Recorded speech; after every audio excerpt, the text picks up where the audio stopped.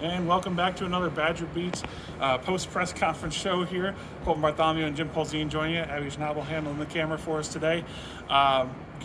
Just got done talking about Iowa and the big matchup coming up here at Camp Randall Stadium on Saturday. Number 9 Iowa is coming to Madison to play the Badgers. And Jim, this game has a ton of stakes, and we thought it would to start the year.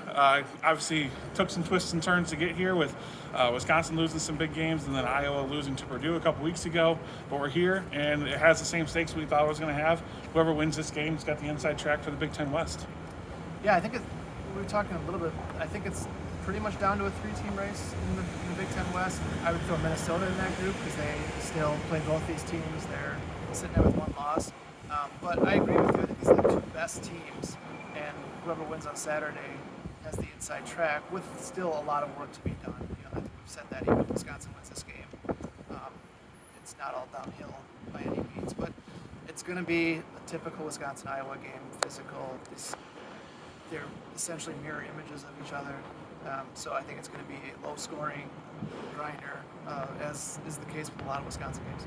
Yeah, and the only thing that I think that might be able to change that, because I'm with you, I think it's going to be a low-scoring type of game, but the only thing that could change that is turnovers. Yeah. One of the things that's really buoyed Iowa's defense is the amount of turnovers they're getting. I believe it's 16 or 17 interceptions for the Hawkeyes so far this year.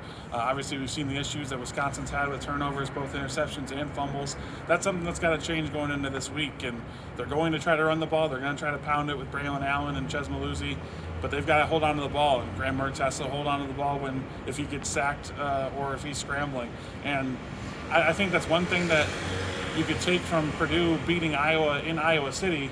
Purdue just didn't give them any extra chances. Purdue played really well, and they have David Bell, who had a great game against them, but I think what the Boilermakers did was just not give away chances. They got up early. I think that's the thing with Wisconsin that we've seen is when they fall behind, it just puts so much more pressure on the defense and the offense.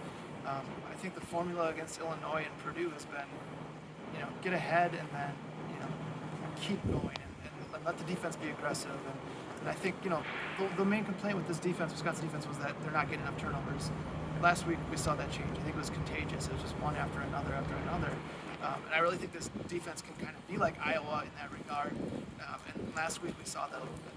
Sure. So if you're coming down to Camp Randall on Saturday for the game, expect a highly physical type of grinded out game. And it's supposed to be nice days. I mean, the mid-50s with some sunny weather expected so far. We'll see if that changes throughout the week. But make sure at madison.com, still a few more days to get signed up. 6 months for $1 for the rest of the season of football. Most of basketball and hockey season will get you through there as well. And everything else at madison.com. So get signed up, and we will see you on Saturday.